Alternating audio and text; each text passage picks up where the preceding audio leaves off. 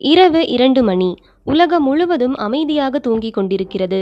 ஆனால் உங்கள் தலைக்குள் மட்டும் ஒரு போர் நடக்கிறதா?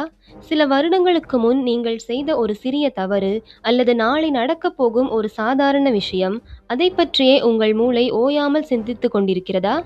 இதைத்தான் ஓவர் திங்கிங் அல்லது உளவியல் ரீதியாக ருமினேஷன் என்று அழைக்கிறார்கள்.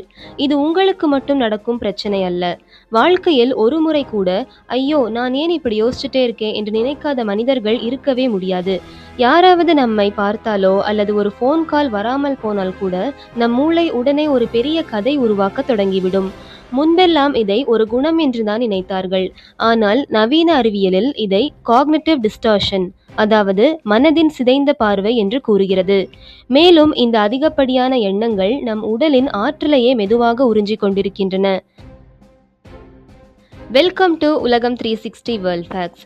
நவீன உளவியல் ஆய்வுகள் மற்றும் அறிவியல் கூறும் உண்மைகளை வைத்து உங்கள் மூளைக்குள் நடக்கும் அந்த மர்மத்தை உடைத்து இந்த ஓவர் திங்கிங்கிலிருந்து நிரந்தரமாக விடுபட உதவும் ப்ரூவன் சைக்காலஜிக்கல் டெக்னிக்ஸ் பற்றி விரிவாக பார்க்க போகிறோம்.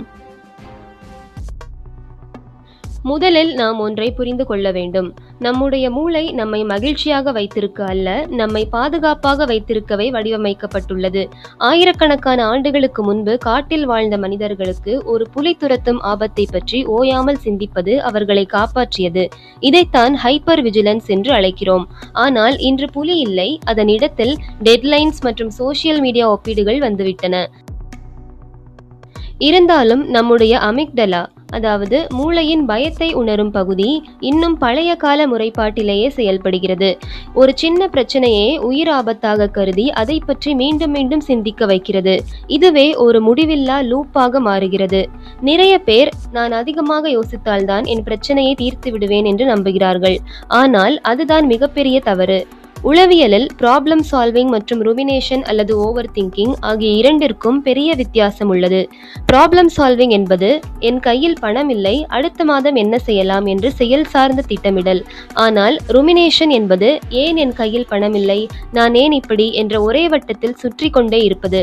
ஆய்வுகள் கூறுவது போல ஓவர் திங்கிங் செய்வது என்பது ஒரு காரை நியூட்ரல் கியரில் வைத்து ஆக்சிலரேட்டரை மிதிப்பது போன்றது.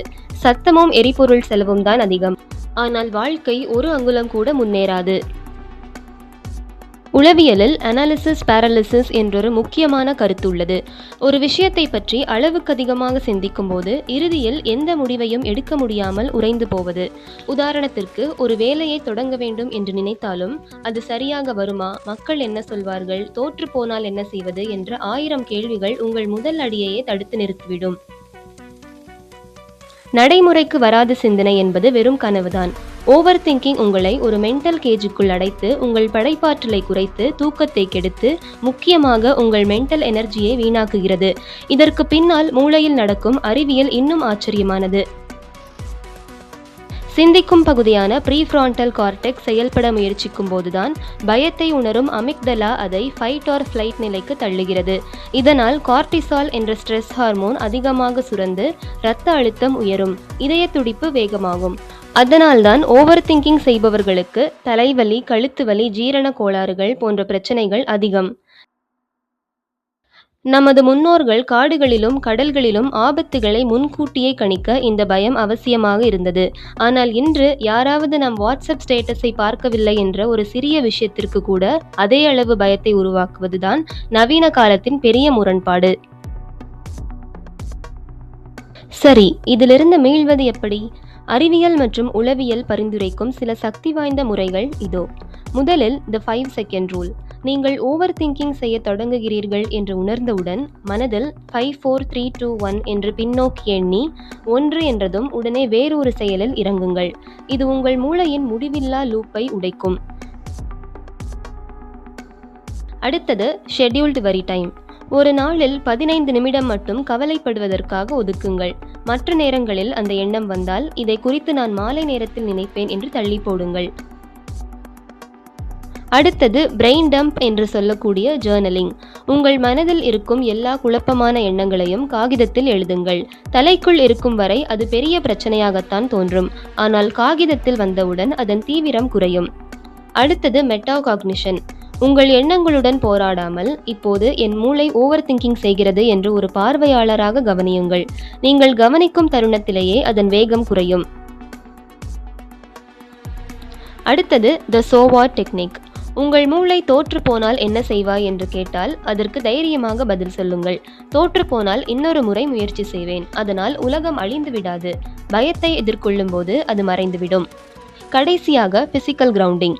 மனம் எங்கோ சுற்றும் போது உடலை நிகழ்காலத்திற்கு கொண்டு வர வேண்டும்.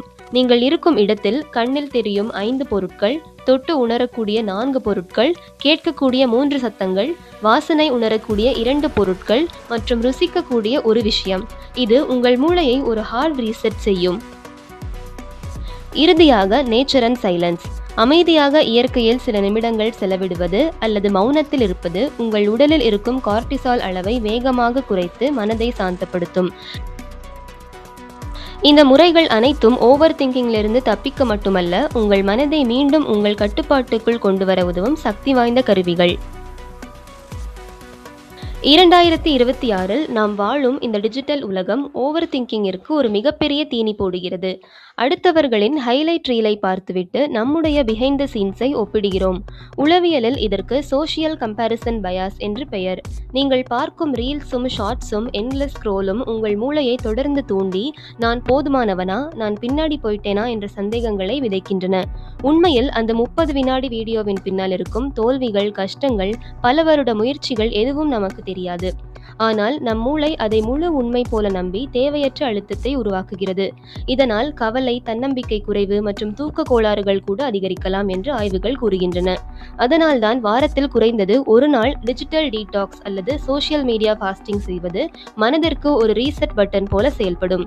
அந்த நேரத்தை புத்தகம் படிப்பதற்கோ, இயற்கையில் நடப்பதற்கோ, குடும்பத்தினருடன் பேசுவதற்கோ அல்லது உங்களுக்கு உண்மையாக மகிழ்ச்சி தரும் விஷயங்களுக்கு பயன்படுத்துங்கள். சில நேரங்களில் போனை சைலண்டில் வைப்பது, தேவையில்லாத நோட்டிஃபிகேஷன்களை ஆஃப் செய்வது, தூங்குவதற்கு 1 மணி நேரத்திற்கு முன் ஸ்கிரீனை தவிர்ப்பது போன்ற சிறிய பழக்கங்களே பெரிய மாற்றத்தை தரும். நினைவில் கொள்ளுங்கள், உங்கள் வாழ்க்கையின் ரிமோட் கண்ட்ரோலை ஒரு அல்காரிதத்திடம் கொடுக்காதீர்கள். அதை மீண்டும் உங்கள் கைகளில் எடுத்துக்கொள்ளுங்கள். அப்போதுதான் உங்கள் மனமும் உங்கள் வாழ்க்கையும் உண்மையாக உங்கள் கட்டுப்பாட்டில் இருக்கும். நண்பர்களே, உங்கள் எண்ணங்கள் நீங்கள் அல்ல. அந்த எண்ணங்களை கவனித்து பார்க்கும் ஒரு பார்வையாளர் தான் நீங்கள். You are not your thoughts, you are the observer of your thoughts. கடலில் அலைகள் வந்து கொண்டே இருப்பது போல எண்ணங்களும் வருவது இயல்பு. ஆனால் எந்த அலையில் ஏறி பயணம் செய்வது என்பது உங்கள் தேர்வு. சிந்தனை என்பது ஒரு மிகச்சிறந்த கருவி, ஆனால் அது உங்களை ஆளக்கூடாது. நீங்கள் தான் அதை ஆள வேண்டும். ஓவர் திங்கிங் என்பது ஒரு பழக்கம் மட்டுமே. எந்த பழக்கத்தையும் போல பயிற்சியின் மூலம் அதை மாற்ற முடியும். அதனால் இந்த வீடியோவில் சொன்ன டெக்னிக்களில் குறைந்தது ஒன்றையாவது இன்றைய முயற்சி செய்து பாருங்கள். உங்கள் வாழ்க்கையில் என்ன மாற்றம் வருகிறது என்பதை கவனியுங்கள்.